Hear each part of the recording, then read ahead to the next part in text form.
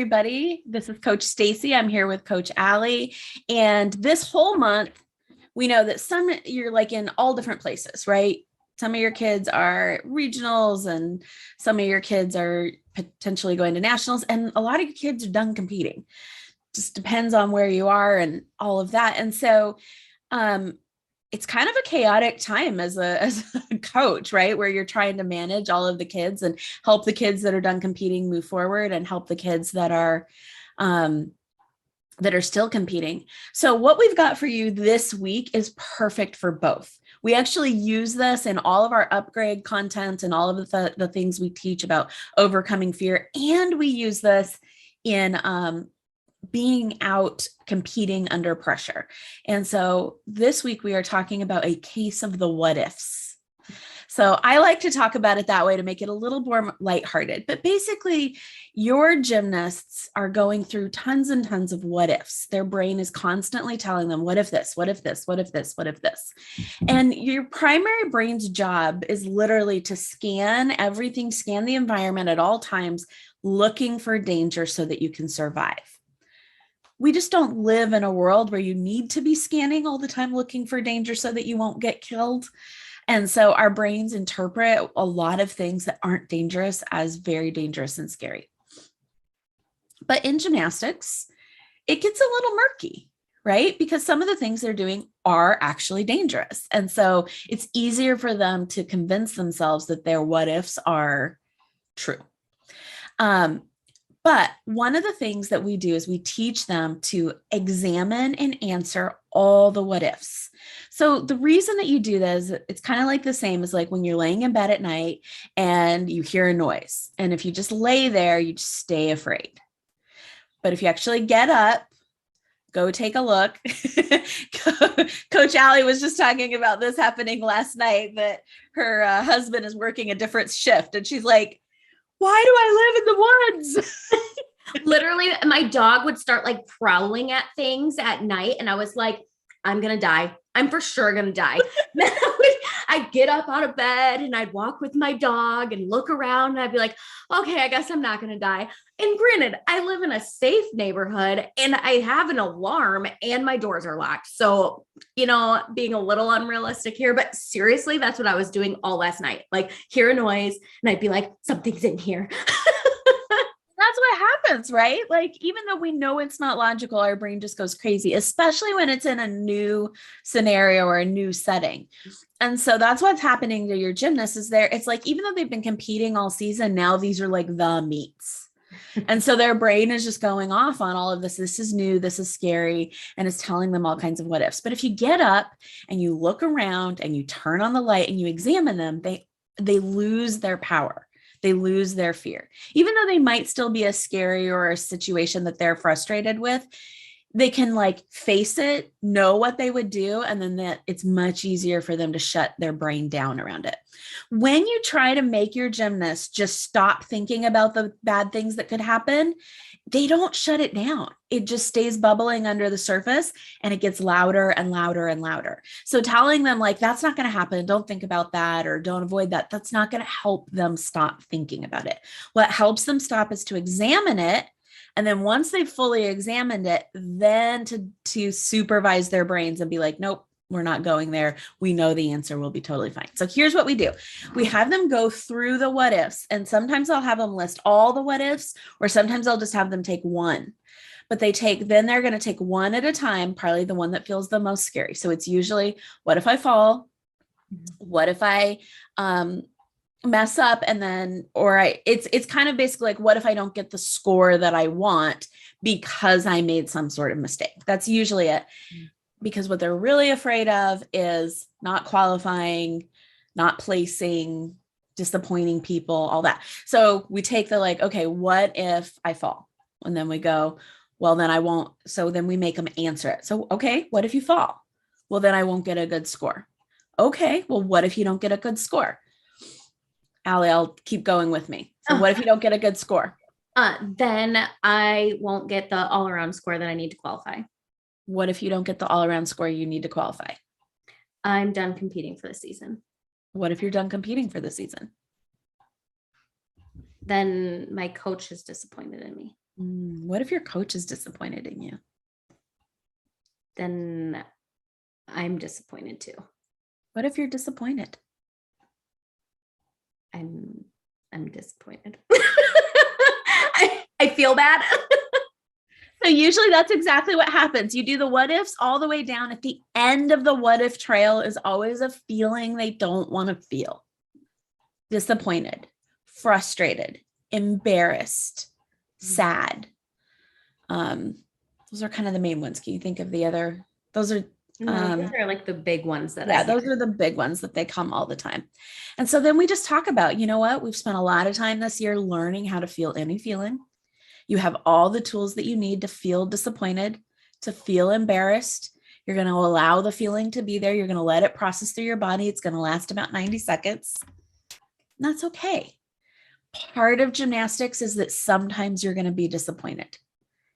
Part of gymnastics is that sometimes you're going to be embarrassed. And I'll even, with my older girls, I'll even go a little bit deeper, like feeling the whole spectrum of human emotions is important, because how do you feel excited if you've never been bored? How do you feel proud, like if you've never been, what's the opposite of proud? No, that's not a good one. Well, I would say disappointed. Disappointed, yeah. But it's like you feel the positive feelings because you've felt the contrast of the negative. We want a life in which we feel the entire spectrum, including disappointed and embarrassed.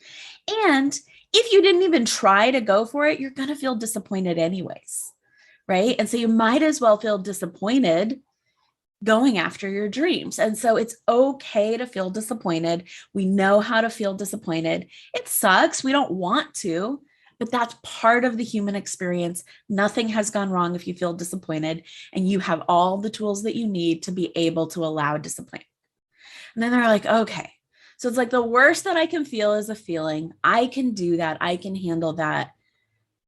And that helps the pressure just totally dissipate. And then their brain's going to go back to it. And then that's when you're like, no, no, no, no. We already know if I mess up, I'm going to feel disappointed. I'm totally able to feel disappointed. We're done with that conversation. Then what we try to do is have them flip the what ifs. So Allie, you take that one.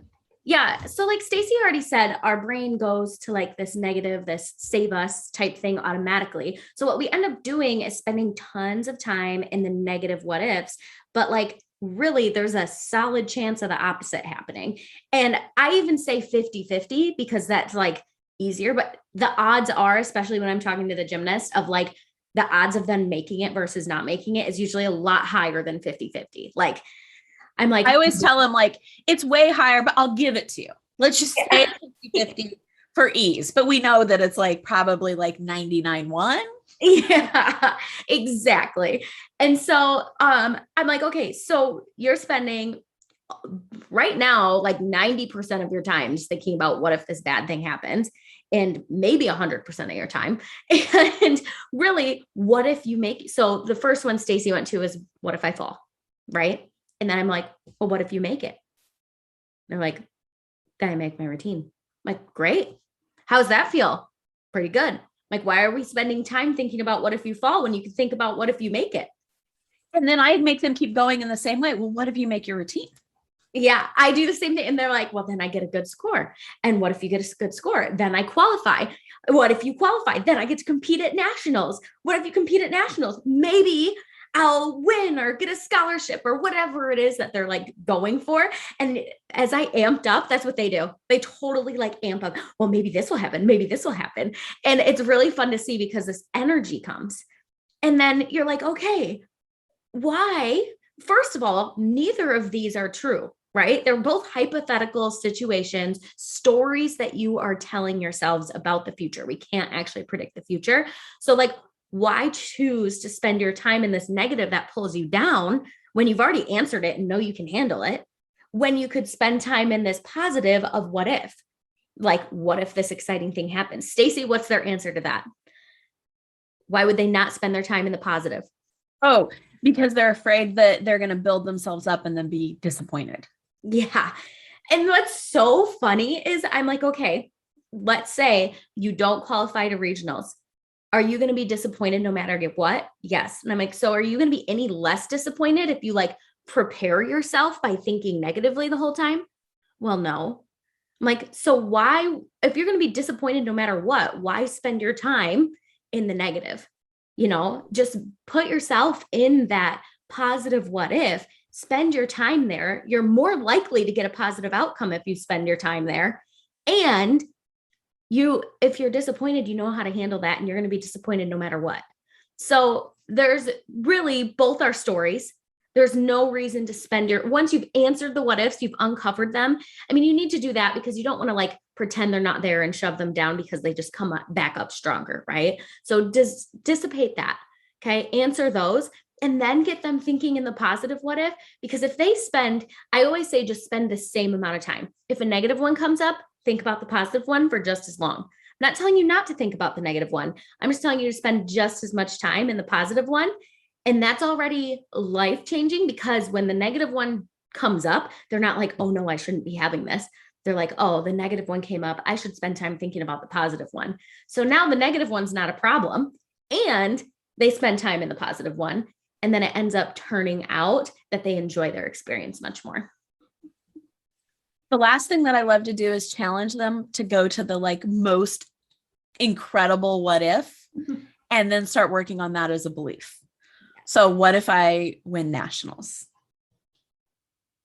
And they're like, I can't even. And I'm like, no, let's work on that as a belief, because you're making up the story in your mind either way. Mm-hmm. And you're more likely to do your best when you're, so then if you go to, so then I have them to go from what if to, of course, of course I'm going to win nationals. And they're like, well, I can't believe that. I don't know it. And I'm like, you don't know that you're not. Yeah. Like both of them are stories you're making up in your head. So tell yourself a good story. Yeah. Tell yourself a story that's going to propel you and motivate you and help you feel confident and excited, because they're all made up.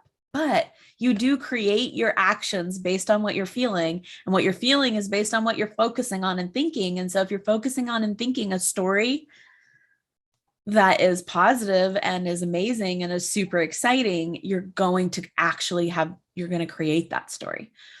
And so then I have them then we go back to the thought ladder where it's like, maybe it's possible that I could win nationals.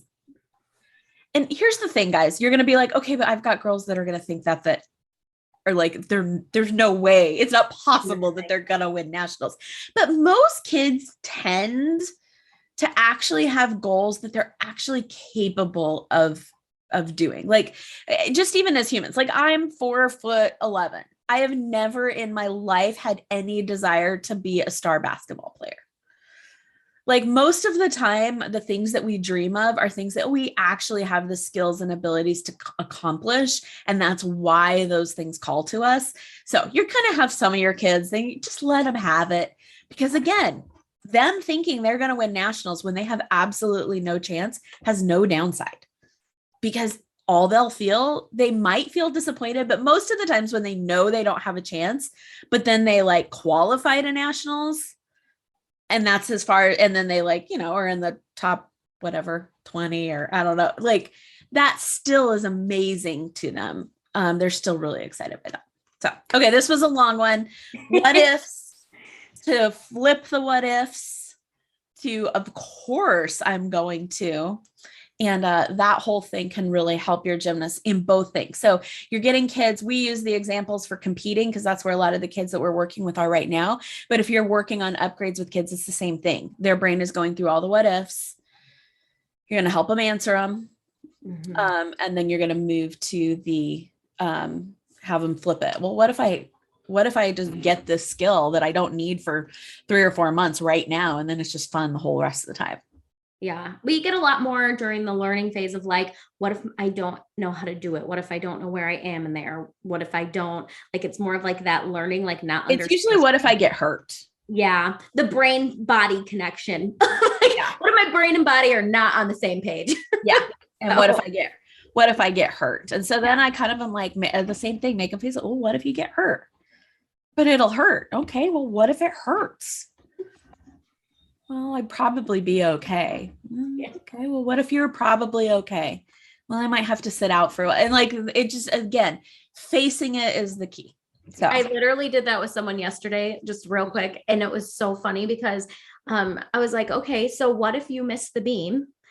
And they were like, well, like it might hurt my ankle, like coming down. And I was like, okay, then what if you hurt your ankle? She's like, I'll feel pain. I'm like, if you feel pain, what if you feel pain?